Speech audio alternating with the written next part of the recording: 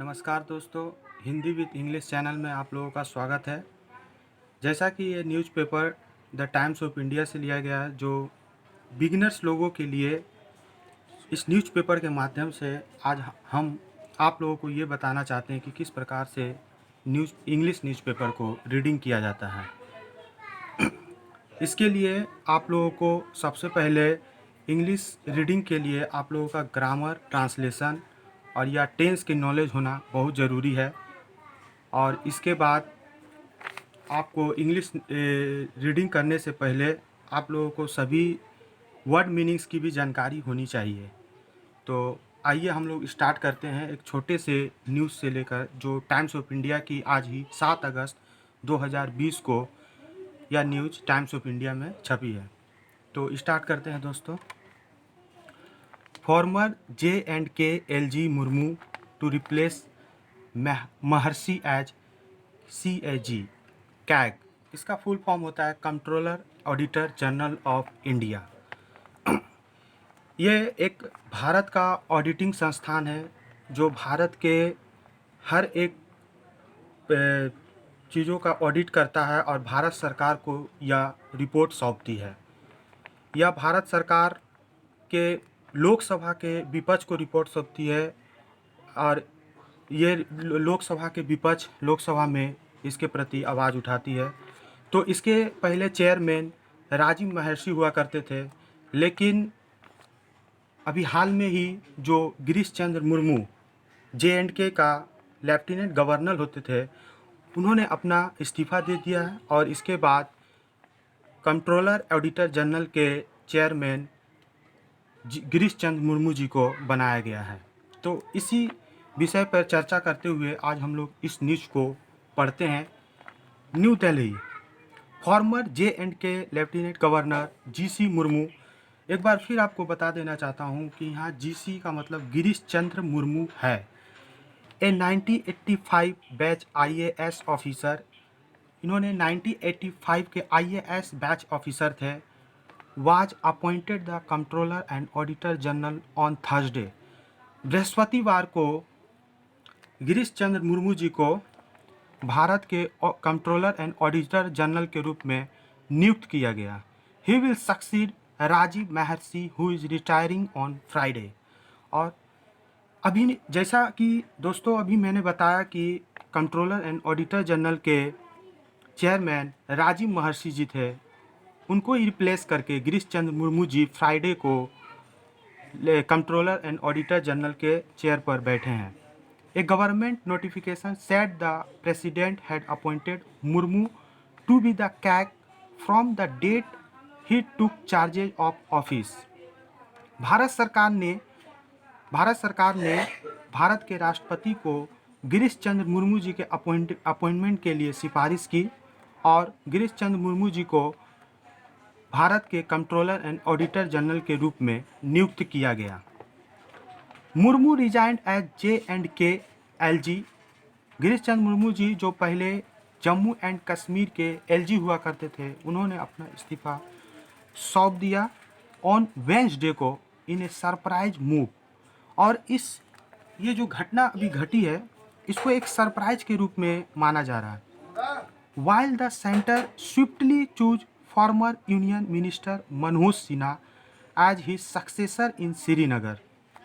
जबकि केंद्र सरकार ने, हमारे भारत सरकार ने इसके साथ ही साथ यह भी फैसला लिया कि जम्मू एंड कश्मीर के अगले लेफ्टिनेंट गवर्नर हमारे देश के कैबिनेट मिनिस्टर मनोज सिन्हा जी होंगे। यानी इसका मतलब यह हुआ कि गिरीश चंद्र मुर्मू जी के बाद मनोज सिन्हा जी को भारत के जम्मू एंड कश्मीर के लेफ्टिनेंट गवर्नर के रूप में नियुक्त किया जाएगा।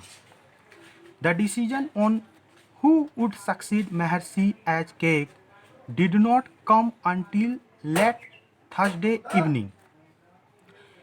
गिरीश चंद्र मुर्मू जी इस्तीफा दे चुके थे, लेकिन भारत सरकार के पास अभी भी एक डिसीजन पेंडिंग थी कि अगले CAG हेड कौन बनेंगे।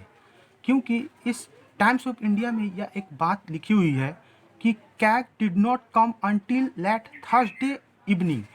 बृहस्पतिवार के शाम तक यह फैसला नहीं हो पाया था कि अगले सीएजी हेड कौन बनेंगे। अगले पैराग्राफ में आते हैं दोस्तों। Trusted by PM Narendra Modi, ऐसा माना जाता है कि गिरीश चंद्र मुर्मू जी पीएम नरेंद्र मोदी के बहुत ही खास आदमी या उसके भरोसे वाले आदमी हैं। Murmu served in the home department of Gujarat when Modi was chief minister. जब हमारे वर्तमान प्रधानमंत्री कभी गुजरात के चीफ मिनिस्टर हुआ करते थे, उस समय गुजरात के होम डिपार्टमेंट ऑफ गुजरात के रूप में अपनी सेवा मुर्मू जी प्रदान कर चुके हैं। Later he served as Modi's principal secretary in the state. फिर इसके बाद गिरीश चंद्र मुर्मू जी को उस राज्य के मोदी जी का प्रिंसिपल सेक्रेटरी के रूप में नियुक्त किया गया। He was brought to the finance ministry to handle the good and service tax regime as additional secretary after Modi became prime minister। इसके बाद दोस्तों गिरीश चंद्र मुर्मू जी का पद भी कभी हेड होम डिपार्टमेंट के रूप में नियुक्त किया गया, तो कभी मोदी जी के प्रिंसिपल सेक्रेटरी के रूप में, और उसके बाद जब प्रधानमंत्री नरेंद्र मोदी जी जब भारत के प्रधानमंत्री बने, उस समय गिरीश चंद्र मुर्मू जी को फाइनेंस मिनिस्ट्री के कार्यों के भार को सौंपा गया, जहां पर वो गुड्स एंड सर्विस टैक्सेस को देखते थे एज एडिशनल सेक्रेटरी के रूप में, and was involve in the implementation of indirect tax reforms. इसके साथ ही साथ GC Murmu ji indirect tax के कार्यों को भी देख रेख करते थे। Incidentally Murmu will have at least 4 deputy CAG senior to him in batch। जैसा कि दोस्तों मैंने आपको पहले ही बताया कि यह एक सभी घटना एक आश्चर्यजनक के रूप में लिया जा रहा है, इसीलिए टाइम्स ऑफ इंडिया के लेखक ने यहाँ फिर से एक मेंशन किया इंसिडेंटली। क्यों? क्योंकि ये घटना को शुरू से ही एक सरप्राइज के तौर पर लिया जा रहा है। तो यहाँ पर मुर्मू जी को फिर से जब कैग का हेड बनाया गया, तो वहाँ पर 4 लोगों के अतिरिक्त 4 लोगों के बीच में मुर्मू जी हेड है, और batch and 3 others of his batch to assist him in his new assignment. और जीसी मुर्मू के 3 सहायक 3 लोग मुर्मू जी के कार्यों को सहायक प्रदान करेंगे। The CAG is assisted by 7 deputy CAGs from the top cadres of the Indian audit and account services. जैसा कि कैग भारत के जो कंट्रोलर एंड ऑडिटर जनरल के कार्य मुख्यतः 7 लोगों से चलाई जाती है, और ये 7 लोग कहाँ से नियुक्त होते हैं? ये 7 लोग Indian audit and account service से नियुक्त होते हैं, और ये 7 लोगों के द्वारा ही भारत के कंट्रोलर एंड ऑडिटर जनरल का कार्यों को संभाला जाता है। The CAG brings out at least 150 reports annually. CAG एक साल में 150 रिपोर्ट्स को प्रकाशित करता है। यहाँ पर प्रकाशित का मीनिंग ब्रिंग्स आउट है दोस्तों, यहाँ पर प्रकाशित का मीनिंग ब्रिंग्स आउट है for both the centre and state governments. और ये जो रिपोर्ट प्रकाशित करते हैं ये केंद्र सरकार के लिए भी होती है और राज्य सरकार के लिए भी होती है। तो मैं आप लोगों को एक बार फिर से बता देना चाहता हूँ कि हमारे भारत के कंट्रोलर एंड ऑडिटर जनरल के कार्य मुख्य रूप से कोई भी जो सरकारी कार्य होते हैं वहाँ पर जाकर ऑडिट करना, उसके रिपोर्ट को प्रेसिडेंट के पास सबमिट करना, और वो प्रेसिडेंट इसके बाद लोकसभा के विपक्ष को सौंप देते हैं। जो विपक्ष के हेड होते हैं उसी के पास ये रिपोर्ट जाती है। और आप लोग जानते ही है जब हमारे देश में कोई विपक्ष हो तो फिर वो रूलिंग पार्टी की पूरी तरह से उसकी पोल खोल देती है। तो यही कैग का एक्चुअली में काम है दोस्तों। तो यहाँ पर समाप्त हुआ दोस्तों कि किस प्रकार से न्यूज़पेपर को पढ़ा जाता है, और मुझे लगता है कि दोस्तों कि मैंने अपनी तरफ से पूरी कोशिश की है आप लोगों को समझाने में।